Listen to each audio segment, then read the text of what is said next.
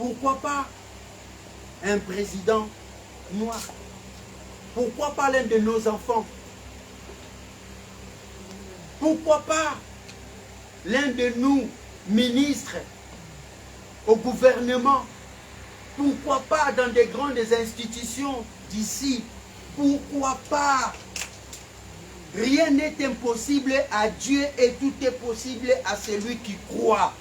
J'aime bien motiver la jeunesse.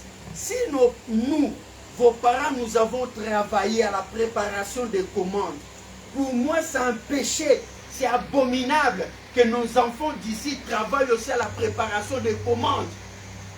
C'est regrettable. Les enfants sont une bénédiction pour leurs parents, venant de la part de Dieu. Dans la loi de succession, là où les parents s'arrêtent, les enfants doivent aller encore plus loin. Tu sais, si tu es appelé à succéder quelqu'un, si ton papa était millionnaire, toi tu dois être multimillionnaire. Si ton papa était multimillionnaire, toi tu dois être milliardaire. Alléluia. Et non, bien-aimés, nous limiter. Non. C'est pourquoi nous organisons ces genres de programmes, ces genres de prières. Dieu fera grâce. Nous allons toucher encore un grand public. Dieu fera grâce. Cette église deviendra une grande. Car la mission n'est pas seulement se limiter dans un petit cercle, dans un petit groupe. Cette porte est ouverte à toutes les races et à toutes les langues. Notre prière aujourd'hui, nous allons prier. Nous allons dire à Dieu, nous voulons Élysée pour nos enfants. Et même pour nous, ce n'est pas encore fini. Nous n'avons pas encore atteint un certain niveau.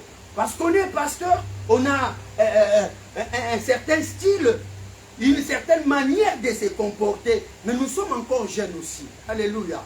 Ce n'est pas encore fini. Mais nous voulons bien voir nos enfants nous dépasser. Aller plus loin, faire plus que nous.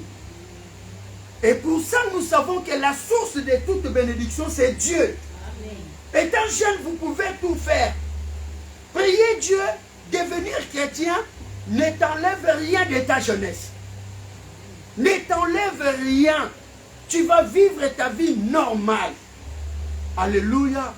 Seulement, tu dois comprendre que grâce au Saint-Esprit, tu peux atteindre le niveau que tu ne pouvais pas atteindre seul. Nous avons besoin d'associer maintenant le Saint-Esprit dans nos études. Vous savez, il y a une richesse dans la Bible. Hein? Il n'y a aucun document qui peut égaler cette Bible. Aucun document. Il y a eu des écrivains, il y a des grands et des grands. Mais personne n'a écrit ce qu'il y a ici. Et ça, c'est une richesse jusqu'aujourd'hui. Nous ne l'avons pas encore exploité même à 10%. Alléluia. C'est pourquoi, bien-aimés dans le Seigneur, notre thème c'est Jéricho doit tomber. Jéricho c'est quoi? Jéricho peut représenter aussi toute mauvaise personne dans nos familles qui empêche que nous puissions aller de l'avant. Il y a des gens qui sont là, qui ne méditent que le mal. Mes enfants, vous êtes là. Nous, vos parents, nous venons d'Afrique. Vous ne connaissez pas certaines réalités. Je ne vais pas dire que ceux qui sont en Afrique sont des sorciers, sont des mauvais, sont des méchants. Les méchants, il y en a partout. Les mauvais, il y en a partout. Les sorciers, il y en a partout. Le mot sorcier, est-il un mot congolais? C'est en lingala? Sorcier, c'est en français. Donc, en France, il y a des sorciers. Il y a la sorcellerie ici. Si tu vas à Sartre, on va t'aider bien à comprendre la sorcellerie, c'est quoi. Alléluia. Nous connaissons aussi Harry Potter. Hein? Nous le prenons vraiment comme un intelligent et super. Mais non, c'est un grand sorcier initié depuis sa jeunesse, depuis son enfance même. Alléluia. Et nous voulons aussi par la puissance de Dieu, par l'onction du Saint-Esprit, aller là où on ne pouvait pas. Amen. Et que les barrières, comme je viens de dire, Jéricho peut être une personne, Jéricho peut être aussi un système. Parce qu'il y a des systèmes qui nous désavantagent, il y a des systèmes qui nous bloquent, il y a des systèmes qui nous empêchent Alors il faut que Jéricho tombe pour que nous puissions entrer en possession de cette ville de Jéricho. La ville de Jéricho, c'est quoi? Pour nous, la ville de Jéricho, c'est ce que Dieu t'a donné. Écoutez ce que dit la Bible. J'aimerais que vous puissiez prospérer à tous égards. Pourquoi est-ce qu'on ne prospère pas à tous égards? Nous, on se limite. On est dans le contentement. Au moins, j'ai une maison. Au moins, je peux acheter une voiture. Pourquoi nous vivons au moins? Pourquoi toujours au moins? C'est là qui évolue, qui avance, qui prospère. C'est là qui bouge ce monde. Ce sont des gens comme nous. Des gens comme nous. Quand je parle aux jeunes, je dis, il y a des enfants millionnaires à l'âge de 10 ans. À l'âge de 10 ans, il est déjà devenu millionnaire. Pendant que toi tu es sur TikTok, pendant que toi tu es distrait, pendant que toi tu ne comprends pas qu'est-ce que tu dois être dans la vie, lui à 10 ans, il est déjà devenu millionnaire. C'est pourquoi, bien-aimés, nous allons prier, nous allons faire tomber Jéricho et entrer en possession de toutes les belles et les bonnes promesses de notre Dieu. Il a dit, tu seras la tête et non la queue. Quand nous lisons dans la Bible, nous voyons Joseph régner en Égypte, devenir même premier ministre. Mais peu importe là où tu peux commencer ta vie. Au Congo là-bas, nous avons un président. Moi, je ne suis pas du genre des gens qui se moquent des autres. Oh, il a été ceci, il a vendu la pizza. Il a été vendeur de pizza. Mais aujourd'hui, il est président de la République démocratique du Congo. Peu importe là où tu peux commencer dans la vie, ne te limite pas. Que rien ne te limite. Même si tes parents n'ont pas pu t'amener à un niveau. Bien aimé, ils ont fait ce qu'ils ont pu. Mais à toi maintenant, décide de toi, sois déterminé. Il faut que ces murs-là tombent et que tu accèdes là où Dieu t'a appelé. Il a dit, mon serviteur montera. Il montera. Il prospérera. Et il sera placé très haut. Toutes ces choses-là, ce sont des bénéfices. Ce sont des dons. Des choses que Dieu nous a accordées. Mais si tu ne comprends pas la vie, tu risques de vivre misérablement sur cette terre des hommes et mourir aussi misérablement. Est-ce que vous savez qu'il y a des gens aussi qui meurent misérablement? Il y a des gens qu'on enterre, tu vas au cimetière, on enterre un homme comme un chien. Vous avez déjà vu? Moi j'ai déjà vu. Donc il a vécu misérablement, il est mort misérablement, enterré misérablement. Non, nous sommes de la race de ceux-là qui doivent bouger. J'ai un objectif. Paris pour Christ. Amen. Alléluia. Paris pour Christ. On doit parler de nous. Amen. Car Dieu agit en nous. Dieu opère en nous. Dieu ne va pas descendre pour démontrer sa puissance. C'est au travers de nous et c'est par nous. Et vous savez toutes ces choses. Pour vivre ça, il suffit seulement d'aimer, de souhaiter, d'apprécier, d'admirer. Avec Dieu, c'est comme ça. Ce ne serait pas genre d'initiation sorcellerie ou démoniaque. Non. Quand tu aimes accéder à la gloire, Dieu va t'amener à la gloire. Amen, amen, amen. Quand tu aimes l'élévation, Dieu va t'amener à l'élévation. Si tu aimes les succès, Dieu va te donner les succès. Alléluia. Amen. Alors, bien-aimés dans le Seigneur, nous devons nous réveiller de sorte que quand nous allons commencer déjà demain, pour ceux-là qui vont reprendre leurs activités demain, nous puissions nous décider en nous disant, plus rien ne sera comme avant. Dieu a dit, si tu es fidèle dans des petites choses, il t'établira sur des grandes. Commence par briller à l'école là où tu travailles. Dis-toi, on va me remarquer dans cette salle de classe. Pas question que je passe inaperçu. Tu sais, si tu commences à passer inaperçu dans des endroits simples, toute ta vie tu passeras inaperçu. Mais si tu commences à briller dans un endroit simple, parce que notre Dieu commence à agir dans l'ombre, on ne te connaît pas quoi. Et comme on est entre ces quatre murs, la gloire de Dieu peut s'éclater ici. Dieu peut susciter des grands. des gens qui vont bouger. Alléluia. Des gens qui vont marquer aussi Paris. Les gens qu'on va regarder aussi à la télé. Les gens qui feront aussi des grandes choses pour la gloire de notre Seigneur Jésus-Christ. J'apprécie des joueurs comme Neymar. Il marque un but. Bien aimé, le monde entier célèbre le but. Il enlève son maillot. Il montre 100% Jésus-Christ. Alléluia. Alléluia. C'est un joueur. J'apprécie celui de... C'est Giroud, hein, qui est chrétien. Je l'ai suivi dernièrement, il prêchait. Il enseigne. Mais c'est une star. Il est élevé. Il est béni. Mais il parle de Jésus. Dieu peut faire de toi un élément de sa gloire. Un sujet de sa gloire. Si tu te disposes seulement. Dieu ne regarde pas l'âge. Alléluia. C'est pas que non, avec les âgés, je ne fais pas, ou avec les petits, Dieu agit avec tout le monde. Amen. Amen. Rapidement, par la grâce de Dieu, je peux donner quelques 4 éléments. Si Dieu fera grâce, et on va terminer et prier. Si je ne réussis pas, ce n'est pas grave. Le dimanche prochain, nous aurons la grâce de continuer. Alors, nous allons faire cette lecture biblique.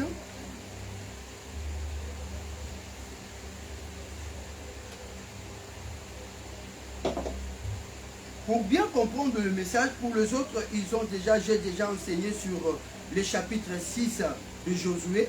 Et aujourd'hui, je vais montrer comment se préparer, qu'est-ce qu'il faut pour arriver à Jéricho et faire tomber Jéricho. Je prends d'abord Josué chapitre 5 du 1er au 5e verset. Je vous invite à vous lever, qu'on fasse cette lecture et puis vous allez vous asseoir. Et puis je vais être vraiment bref. Allez vite. Josué chapitre 5 du 1er au 5e verset. Je lis la parole. Lorsque tous les rois des Amoréens qui sont au-delà du Jourdain, à l'ouest, et tous les rois des Cananéens, près de la mer, apprirent que l'Éternel avait mis à sec le cours du Jourdain devant les Israélites, jusqu'à ce qu'ils aient passé, le cœur leur manqua, et ils perdirent le souffle devant les Israélites. En ces temps-là, l'Éternel dit à Josué, fais-toi des couteaux de pierre pour la seconde fois. Circoncis de nouveau les Israélites. Josué se fit de couteaux de pierre et circoncis les Israélites près de la colline de Haralot. Voici la raison pour laquelle Josué les circoncis. Tout le peuple qui était sorti de l'Égypte, les mâles, tous les hommes de guerre étaient morts dans le désert pendant la route après leur sortie de l'Égypte. Tout le peuple qui était sorti d'Égypte avait été circoncis. Mais de tout le peuple né dans le désert pendant la route, après la sortie d'Égypte, on n'avait circoncis personne. Parole du Seigneur. Est-ce qu'on peut acclamer pour la parole de Dieu? Acclamons vraiment pour votre prière. Acclamons bien aimé pour cette parole. Amen. Merci, vous pouvez vous asseoir. Aujourd'hui, par la grâce du Seigneur, je vais vous donner un premier secret pour réussir. Pour que Jéricho puisse tomber. Bien aimé, à la sortie du peuple de l'Égypte, du peuple d'Israël de l'Égypte, c'était des gens qui respectaient la loi de Dieu, qui étaient circoncis. Alléluia. Qui vivaient en Égypte. Le jour où Dieu a décidé de sortir son peuple de l'Égypte, il a délivré, nous connaissons cette histoire-là, il a sorti son peuple de l'Égypte. Mais comme ce peuple-là était têtu, et ils étaient accompagnés des ramassis, c'est-à-dire des Égyptiens qui avaient suivi les Israélites parce qu'ils avaient vu que l'Éternel avait opéré des grands signes au milieu d'eux. Ce peuple a marché dans le désert, dans la désobéissance. Ils n'ont pas écouté Dieu. À tout moment, ils revenaient vers le mal. À tout moment, ils pensaient à l'Égypte. Je vais vous dire une chose, bien-aimés dans le Seigneur. Si nous voulons réussir et aller de l'avant, le tout premier élément, tu sais, ou vous savez mes bien-aimés, soyons dans la vie, soyons décisifs. Quand tu prends une décision dans ta vie, assume. C'est la race des gens qui réussissent. Assume. Tu peux commettre une erreur dans la vie. Tu prends une décision, mais après un temps, tu te rends compte que ce n'était pas une bonne. Mais assume. Avance. Les gens qui lâchent ne gagnent jamais. La race des gagnants, c'est des gens qui ne lâchent pas. Même si ça ne va pas. Il faut savoir bosser dur. Dans la vie, il y a le haut, il y a le bas. Un moment, ça va marcher. Un moment, ça ne va pas marcher. Alléluia. Je l'ai toujours dit, je l'ai dit en présence de mes enfants. Moi, je fais 2 faux pas. Quand j'étudiais, en première CO, j'avais repris l'année. J'ai repris l'année. Passé en deuxième année, j'ai échoué encore. Mon oncle qui était mon responsable, mon tuteur, il m'a dit, j'étudiais à une distance, une bonne distance de la maison. Il a dit, je ne te prends plus dans ma voiture, tu ne montes plus dans ma voiture. Quand tu as échoué là, tu iras à pied à l'école. Je ne sais pas vous dire combien de kilomètres, 7, 10 kilomètres, je ne sais pas. Mais l'école n'était pas à côté de la maison. Alléluia. Il m'a dit, toi, au lieu de faire 6 ans pour terminer tes études, d'avoir ton bac, toi, je crois que tu feras 12 ans. Et tout le monde se moquait de moi. Tout le monde rigolait. Ça m'a énervé. Ça m'a coûté une année, surtout en deuxième année, ça m'a coûté une année dure. C'était dur, c'était dur. Je n'ai pas oublié ça. Et à partir de là, moi, j'avais dit, plus jamais je reprendrai une année scolaire ou une année académique. Je peux vous dire, depuis ces jours-là jusqu'à aujourd'hui, je n'ai jamais échoué. C'est la décision. Mais j'ai commencé par échouer 2 fois. Alléluia. Mais c'est la vie. Dieu permet que certaines choses nous arrivent pour nous réveiller. C'est la distraction seulement qui te fait échouer. Et Dieu permet parfois certains échecs pour que tu comprennes que tu as été distrait.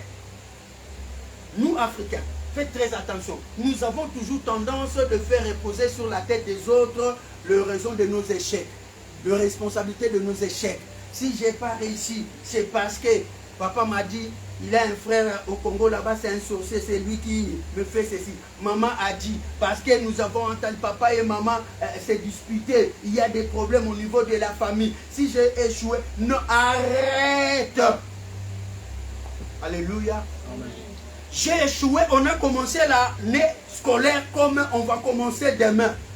Arrivé à la fin, tu échoues.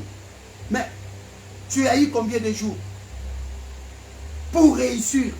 Tu n'as pas pu réussir, c'est de ta faute. Malgré les vents et marées, malgré les aléas, tout, malgré tout, accepte. Dis-toi que non, l'année prochaine, ce ne serait plus pareil. C'est pourquoi je n'encourage pas vraiment les systèmes d'abolir les notes. Il faut qu'il y ait des notes. Nous, quand on a étudié, il y avait des notes. Et à la proclamation, à la fin de l'année, on commençait à proclamer par celui qui a eu beaucoup de points. Le premier de la classe, c'est elle. Le deuxième, c'est elle. Le troisième, c'est elle. Toi, le dernier, là, toi qui as le moins de points, alléluia, qu'on appelle ton nom. L'enseignant dit, Bo lolaye, I, O, A, Azazoba, I, O, A. Toute la salle. Et si on avait fait appel aussi aux parents, donc, et les parents vont tuer, et les enfants, donc tout le monde va se moquer de toi. Alléluia. Alors, bien aimé, Nous venons de lire. Et je disais, quand ils sont sortis, une chose, ils pensaient toujours, quand le temps devenait difficile, et ils pensaient toujours en Égypte. C'est là où je dis, mes bien-aimés, assumons. Quand tu échoues, travaille encore dur. Bosse encore dur. Concentre-toi. La possibilité de réussir existe. Et surtout si Dieu est avec toi. Ce qui n'a pas été le cas avec le peuple d'Israël dans le désert. Et maintenant, il s'est lamenté. Il regrettait toujours la nourriture. Quand ils avaient faim, ils pensaient à la nourriture qu'ils avaient laissée en Égypte. Bien aimé, dans la vie, hein, il y a tout. Il y a tout. Il y a un moment où tu vas manquer même des habits. Même si tu es en Europe. Moi, j'ai déjà rencontré un frère. C'est quelqu'un qui est vraiment branché de milieu. Mais le frère m'a dit, papa qu'a dit, est-ce que tu sais que ça fait 2 jours je ne peux pas manger. Je ne faut arrête. Il a dit, ça fait 2 jours, je ne peux pas manger. Je n'ai même pas du lait. Je ne peux pas manger. Pas parce que je ne veux pas. Pas parce que je suis en jeûne et prière. C'est un enfant né ici, en France. Alléluia. Il m'a dit, papa qu'a dit, c'est parce que je n'ai rien. Je n'ai rien. Ça m'avait beaucoup touché. Beaucoup touché. Je l'ai encouragé. Je l'ai fortifié. Quelque temps après, il est venu me voir pour me donner sa dîme. Tu me donnes ta dîme? Il a dit oui, pourquoi? Ce n'était que 2 jours. Et après, c'est bon. Alléluia. Amen. Arrêtons de nous lamenter. Dieu n'aime pas le murmure. Ah, c'est pas. Vraiment, j'ai prié Dieu. Je priais Dieu pour avoir ceci. Mais Dieu ne m'a pas donné ceci. Dieu ne m'a pas donné. Si Dieu ne te donne pas aujourd'hui, c'est qu'il a prévu pour te donner ça demain. Il sait pourquoi il ne t'a pas donné aujourd'hui. Toi, concentre-toi sur ce que tu fais. Même si ça ne marche pas. Aujourd'hui, je suis là. Pourquoi je permets qu'on fasse toujours des lives comme ça? Oui, demain, les gens diront que Pasteur Kadi, il a touché au fétiche. Jamais un homme, lui là, comment il peut avoir une très grande église, comment il peut devenir. C'est pourquoi je rends grâce à Dieu, je bénis l'Éternel. Alléluia. Pour tous ceux qui voient le commencement de ces ministères. Ce sont eux qui vont témoigner, qui diront, nous avons été là. On était au nombre d'autant, on était ceci, on était cela. Amen. Il ne faut jamais se décourager, il ne faut jamais murmurer dans la vie. Jamais. Avance toujours. Que ça marche, que ça ne marche pas, tout avance. Alléluia. Amen. Le peuple, tellement ils avaient murmuré, ça énervait Dieu. Dieu les a tués tous. La génération de ceux qui étaient en Égypte, ceux qui étaient sortis avec Moïse, mourir tous dans le désert. Alléluia. Amen. Et du coup, il y a eu une nouvelle génération.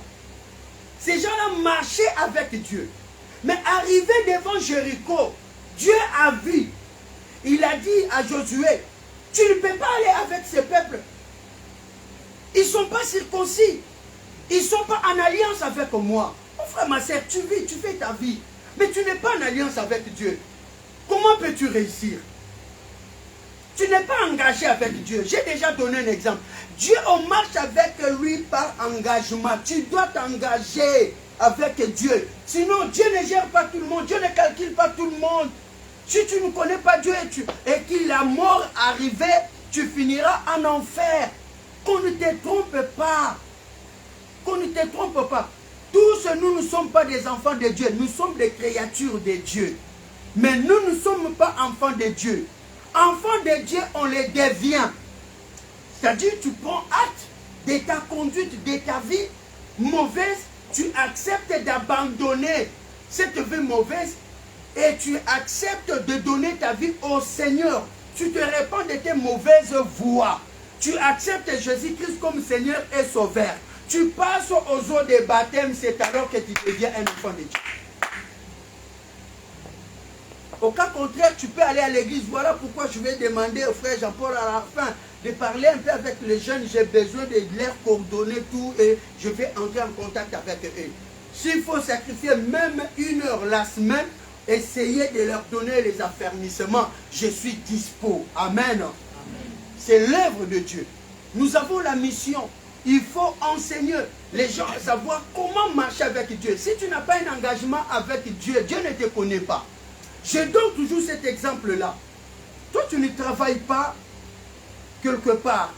Tu n'as pas un contrat de travail avec cette entreprise-là. Même si la date de paye est arrivée, de quel droit peux-tu passer là-bas toucher l'argent? Comment peux-tu réclamer un salaire là où tu n'es pas engagé? On ne te connaît pas, on ne t'a pas envoyé en mission, on ne te connaît pas. C'est pareil aussi avec Dieu. Il faut arrêter de vivre comme ça. Comme j'ai le souffle de vie, c'est bon. Je me réveille le matin, je mange, je bois, je fais ce que j'ai à faire. Non, tu as été créé par Dieu. Tu dois avoir une alliance avec ce Dieu-là. Le souffle de vie, ce n'est pas ton père, ce n'est pas ta mère. Le souffle de vie en toi là, c'est Dieu. Alléluia. Servir Dieu, ça ne t'empêche pas d'être chic. Ça ne t'empêche pas d'être intelligent. Ça ne t'empêche pas de rouler carrosse. Ça ne t'empêche pas d'avoir une belle maison. Alléluia. Par contre, ça t'épargne cette vie sale, cette vie mauvaise. Dieu a dit à Josué, il faut qu'il y ait une alliance entre moi et ce peuple. Le signe de l'alliance, c'est la circoncision. Avant d'aller, tout le monde croit que tout le monde peut prier. Ce n'est pas tout le monde qui peut prier. Ce n'est pas tout le monde. Dans la vie, il y a des mondes spirituels. Il y a le monde spirituel bon et le monde spirituel mauvais. Soit tu es avec Dieu, soit tu es avec Satan. Il y a ceux-là qui croient que s'ils ne sont pas avec Dieu, ils sont seuls. Non, il n'y a pas de choix. Que personne ne vous trompe. Si tu n'es pas avec Dieu, tu es avec Satan. Vouloir ou pas, il n'y a pas un milieu là, juste au milieu. Soit Dieu est à droite et Satan à gauche et au milieu là, le couloir de ceux qui ne se sont pas encore décidés. Non. Il n'y a que deux mondes. Le monde spirituel bon, dirigé par Dieu, et le monde spirituel mauvais, dirigé par le diable. Donc il est temps. Si tu aspires à de grandes choses, Dieu veut aussi une relation sérieuse avec toi. Les gens qui réussissent dans la vie, ce sont des gens qui ont une relation sérieuse avec Dieu. Il faut que les choses soient claires. Il faut que tu acceptes de marcher avec Dieu comme lui il veut et comme il entend. Et je vous dis, vous ne regretterez pas cela. Les choses commencent par là. Dans tous les domaines, tu veux émerger, tu veux réussir. Dans tous les domaines, d'abord, fais un engagement avec Dieu. Les jeunes, vous le savez, je peux vous donner un exemple. Ça peut vous faire rire, mais c'est logique.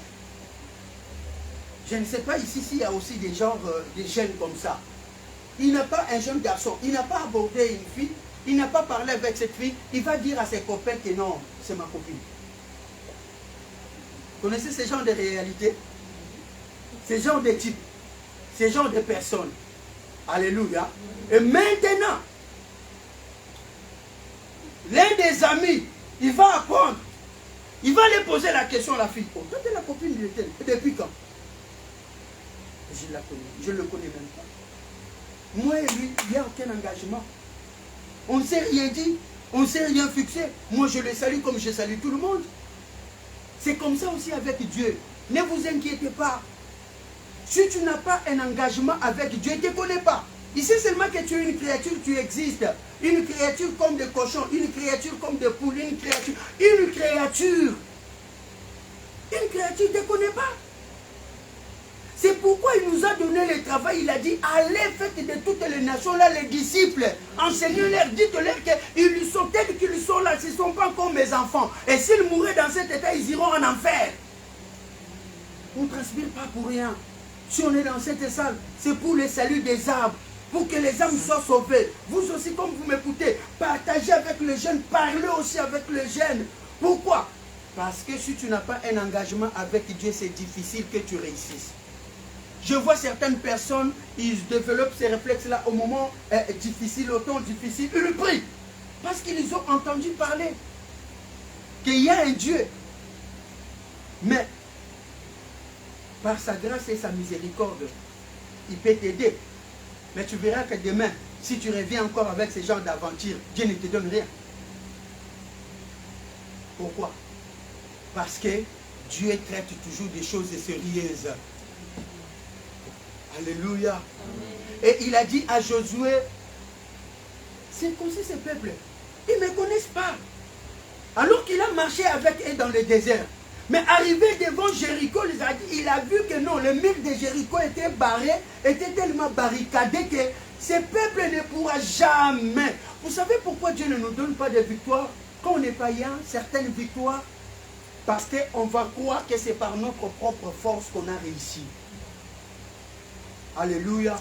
Nous aussi, on a connu des moments. On était païens aussi, on ne connaissait pas Dieu. Les choses allaient aussi bien.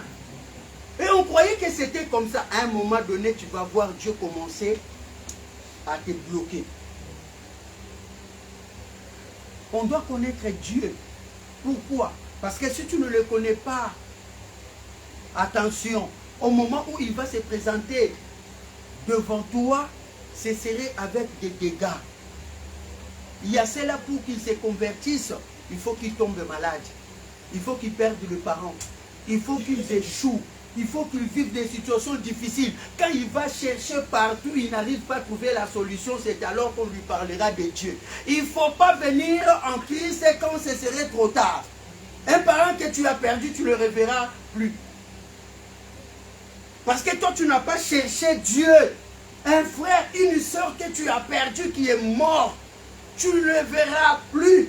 Et surtout s'il est mort dans le péché, tu ne le verras plus. C'est pourquoi on a tout intérêt de ne pas agir en retard. On doit se réveiller. On doit chercher Dieu et donner une vie au Seigneur. Josué a dit au peuple d'Israël, commencez par la circoncision, qui est une alliance. Je marche avec Dieu. J'ai accepté Jésus comme Seigneur et Sauveur. Et ce n'est plus moi qui vis, mais c'est Christ qui vit en moi. En moi. Aujourd'hui, même nous qui avons déjà une expérience de marche avec Dieu, nous devons renouveler notre engagement. Parce que très souvent, une alliance qui dure longtemps perd un peu sa force. On commence à tolérer ce qui était intolérable. Il y a la négligence aussi qui rentre. Et pour éviter tout cela, c'est pourquoi il faut de temps en temps renouveler son alliance. Qu'est-ce que Dieu attend de toi? Qu'est-ce que Dieu attend de moi? Pour que je termine, j'arrive à la fin déjà. Dieu attend de moi une très bonne alliance ou le renouvellement de l'alliance. Avec Dieu, on marche comme ceci. Seigneur, moi je vais te servir. Moi j'irai à l'église. Donne-moi l'intelligence, je vais être le premier de ma classe. Seigneur, moi je vais te servir. Je ne manquerai pas les cultes. Je serai là. Je parlerai de toi à mes collègues. Mais Dieu, guéris mes parents. Bénis mes parents. Tu as un engagement. Toi, tu vas obéir à ce que tu as promis à Dieu. Dieu va réaliser ce que tu lui as demandé. C'est ça un engagement. C'est comme dans une société. Vous vendez les services et la société paye les services. Alléluia. La société, toi tu vends tes services, ta prestation. C'est-à-dire je serai là. Vous me dites que de 8h à 16h, je dois arranger cette salle, la nettoyer, nettoyer le mur de 8h à 16h. Moi je viens, je fais le travail et à 16h, toi, l'entreprise, l'employeur, tu vas me donner mon argent. C'est comme ça avec Dieu. On doit apprendre à dire à Dieu, je fais un engagement avec toi. Je fais une alliance avec toi. Sois mon Dieu et moi je serai ton fils. Marche avec moi comme ça. Protège-moi. Protège ma famille. Fortifie-moi. Soutiens-moi. En retour, moi aussi je ferai ceci. Parce qu'il y a toujours des clauses de l'alliance. Dans une alliance, vous devez vous dire des choses, comment vous devez marcher. C'est ce que Josué a fait. Il a circoncis tous les peuples avant d'aller en face de Jéricho. Parce que si tu n'es pas engagé avec Dieu, tu risques de travailler sans avoir un salaire. Parce que tu n'as pas pris un engagement. Amen. Tu n'as pas pris un engagement. Il ne te connaît pas. Bien-aimé, je crois que pour aujourd'hui, on va s'arrêter là. Nous allons prier. Nous allons prier, comme je l'ai dit là,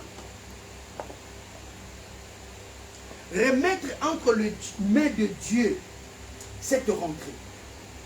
Même si toi, tu as eu tes vacances au mois de juillet, tu as déjà repris le boulot, même si tu ne travailles pas, même si c'est demain la rentrée pour toi, j'aimerais que nous tous, nous puissions nous lever en prière pendant quelques minutes. Est-ce qu'on peut se lever? Il fait chaud, mais on va clôturer, on va terminer le culte dans quelques minutes. Nous commençons par dire d'abord merci à Dieu, lui qui t'a donné la force, lui qui t'a soutenu. Ce n'est pas aujourd'hui que tu as commencé l'école. Alléluia. On peut couper déjà là-bas, c'est bon.